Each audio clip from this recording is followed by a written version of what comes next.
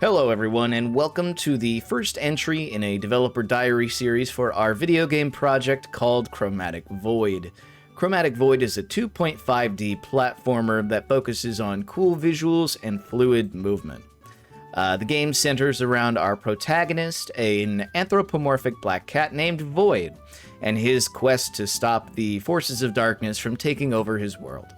So, that being said, this video series is meant to give regular updates on where the project is at, highlight different areas of it, and get feedback on the project as a whole so that we can really make it as good as it can be. So, without further ado, we're going to jump into today's entry, which focuses on the basic mechanics of the game and how we would like it to grow moving forward, how we would like the gameplay to evolve and end up.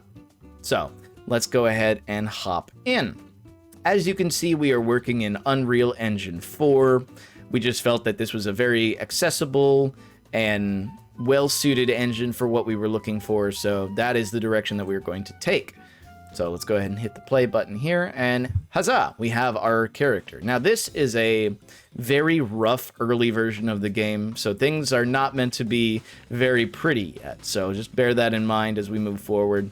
But we do have a very rough, untextured model of our cat, Void, and we're going to go over his basic moveset. So like any platformer, you can run, you can jump, you can double jump. You also have a couple of moves with some unique abilities, like our air dash, which we refer to as a lightning dash, as it is acquired from beating a lightning boss later in the game.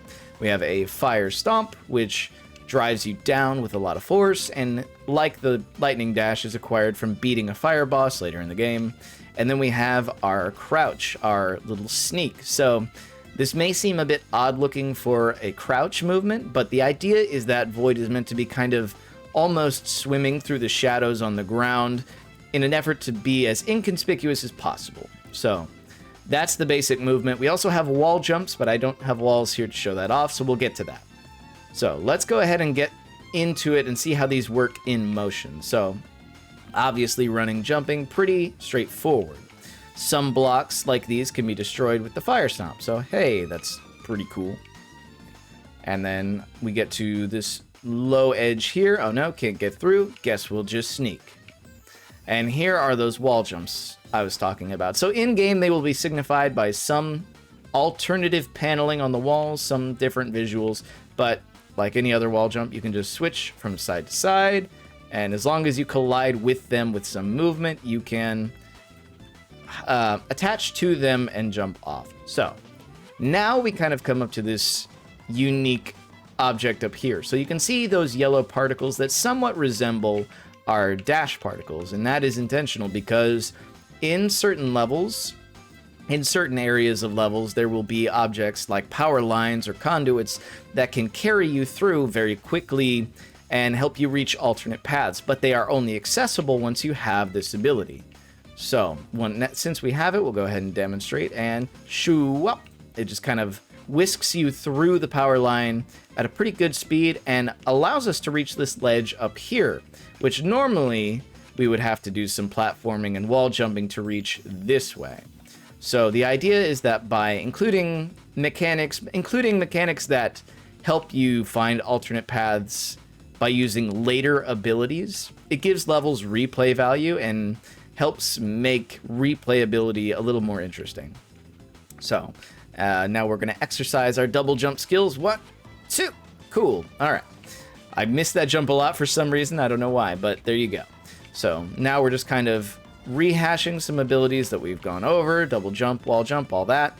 And so before we get into this next area, I want to talk about what it's about. So we're going to crouch through this tunnel, and then Void's going to start flying around a little bit. It looks kind of strange, but the idea with this area is that he is actually meant to be kind of moving, swimming again through shadows, but this time in a vertical sense.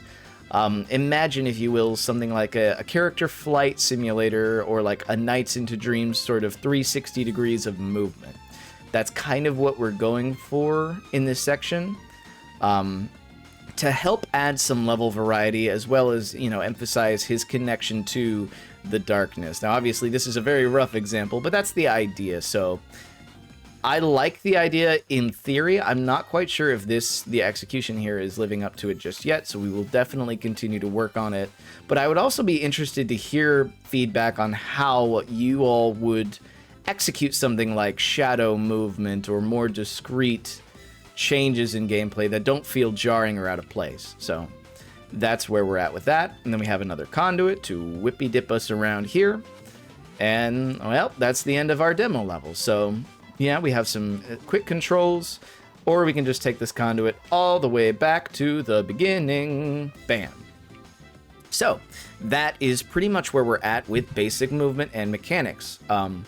I will go ahead and go through this one more time a little more quickly, but just to kind of show you how that translates to actual gameplay and how it kind of fits with the flow that we're trying to establish. So you can see here we're using combinations of abilities to kind of move through things a lot faster. The idea is to try and, stop as little as possible. The idea is to get through quickly, but with, some level of finesse. And there we go. So in like 10, 20 seconds or something, we cleared the whole thing. It's not very long, but that's, I think, a good demonstration of how we want it to feel. And to me, it feels, pretty gratifying to be able to do that quickly, but I am definitely interested in hearing what you all think of it and hearing how you would improve or build upon that. So please leave your thoughts, suggestions, feedback in the comments below. And we will be back next week. What we're going to be aiming to have are some cleaned up control schemes. Like, I've gotten used to the way that Void's movement works on a controller, but specifically the one thing that still doesn't quite sit well with me is his dash. So right now his dash is allocated to the top face button, the Y button on my Xbox controller here. And that just seems a little weird. So I'm curious what you all think is a good dash button and how you would implement that. So again, leave your comments below and we will be back next week. Take care.